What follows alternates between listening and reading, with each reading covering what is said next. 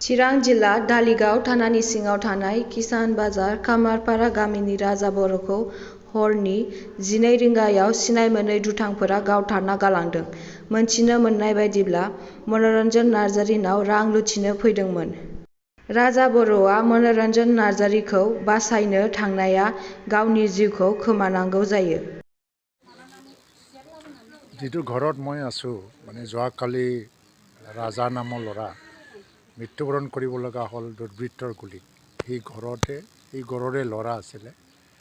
ইমান দুখীয়া আৰু মুজৰা কৰি কষ্ট কৰি পেলাই খোৱা গৰীব ঘৰৰ ল'ৰা। তেওঁক কোনোবাই এটা ঘৰত ডকাইতি হৈছে বুলি তাক বচাবলৈ গৈ তেওঁ নিজেই মানে মৃত্যুবৰণ কৰিব লগা হ'ল। এনেকুৱা পৰিস্থিতি চিৰাঙত খুব মানে চিন্তাজনকভাৱে মানে বৃদ্ধি হৈ থকাটো আমি দেখিছোঁ। অন্তৰালত কোনোবা নিশ্চয় এটা শক্তি আছে যে এটা অস্থিৰতা সৃষ্টি কৰিবৰ কাৰণে অশান্তি সৃষ্টি কৰিবৰ কাৰণে চেষ্টা কৰি আছে। পিটিএডি অঞ্চলত ৰাজনৈতিকভাৱে আৰু সংগ্ৰামৰ মানে দৃষ্টিভংগীৰ পৰা অশস্ত্ৰ সংগ্ৰাম সকলোবোৰ মানে পৰিসমাপ্তি হৈ আজি শান্তি এটা বাতাবৰণ ঘূৰি আহিছিলে।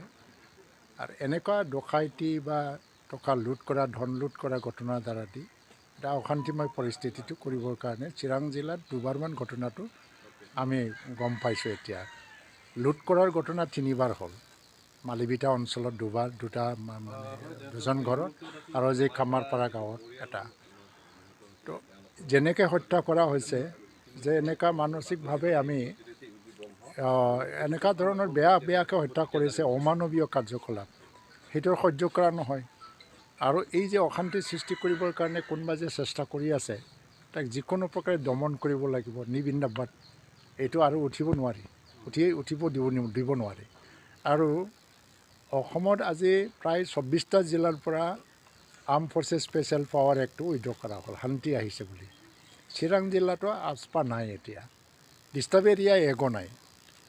কিন্তু এনেকৈ যদি পৰিস্থিতি আহি যায়, আকৌ যদি ডিষ্টাৰ্ব এৰিয়া যদি আহি যায় জিলাত, হাৰাশাস্তি কাৰ হ'ব?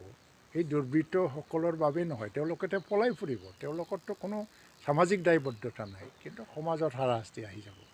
সেইটোকে কোনোবা আনিব বিচাৰিছে নেকি? সেইটো আমি চালি জাৰি চাই আছোঁ। আৰু এইটো খুব মানে শক্তিশালীভাৱে ডিল কৰিব লাগিব।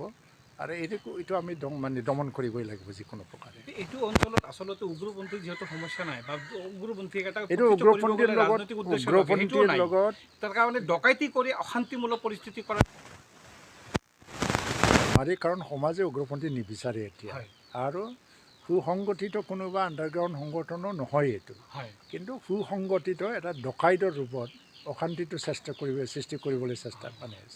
কঠোৰ হাতেৰে দমন নিশ্চয় কৰিব লাগিব, কাৰণ ডকাইতি কৰাৰ নামত মানুহক হত্যা কৰিব, নিজৰে ভাই ককায়ক হত্যা কৰিব, এইটো কেতিয়াও মানে সমাজত লাই দিব নোৱাৰি।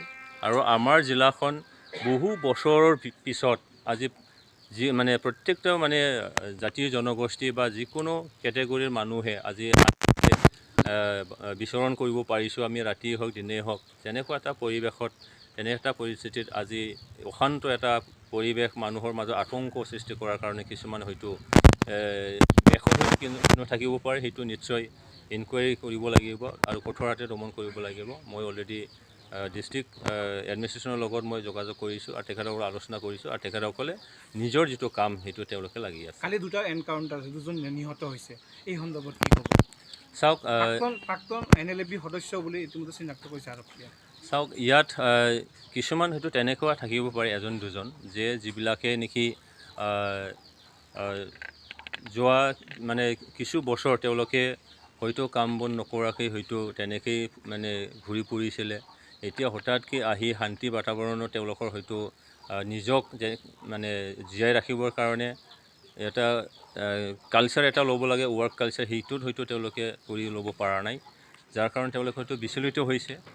আৰু যদি মই সেইটো ভালকৈ খবৰটো পোৱা নাই যে তেওঁলোকে একচুৱেলি কি হয় নহয়, মই সেইখিনি সঠিক মানে ইনফৰ্মেশ্যনটো মোৰ তাত নাই। যিয়ে নহওক, যিয়ে সমাজৰ বিৰুদ্ধে যাব, দেশৰ বিৰুদ্ধে যাব, ইয়াত সেইটো নিশ্চয় এটা একশ্যন নিশ্চয় হ'ব, আৰু সমাজে সেইটো লাই দিব নোৱাৰি। আৰু সেইকাৰণে যিবিলাকে তেনেকৈ কাৰ্য কৰি আছে তেওঁলোকে নিশ্চয় পৰিৱেশটো বুজি পৰিস্থিতিটো বুজি তেওঁলোকে নিশ্চয় মূল হোটেলে ঘূৰি আহিব লাগে যদি তেনেকৈ আছে। সামাজিক মাধ্যমত দেখা গৈছে বহু প্ৰাক্তন বিদ্ৰোহী সদস্যসকলে NDBA হওক বা অন্যান্য হওক তেওঁলোকে সদায় এটাই অভিযোগ কৰি আছে যে পুনৰ সংস্থাপন সঠিকভাৱে হোৱা নাই। পুনৰ সংস্থাপন সঠিকভাৱে নোহোৱাৰ কাৰণে আচলতে এইবিলাক মানুহ পুনৰ অপৰাধ জগতলৈ গতি কৰি আছে নেকি? চাওক, কিবা এটা যদি চৰকাৰীভাৱেই হওক যে পুনৰ সংস্থাপনৰ কাৰণে আজি ক'লে আজিয়ে যে হ'ব সেইটোও নহয়।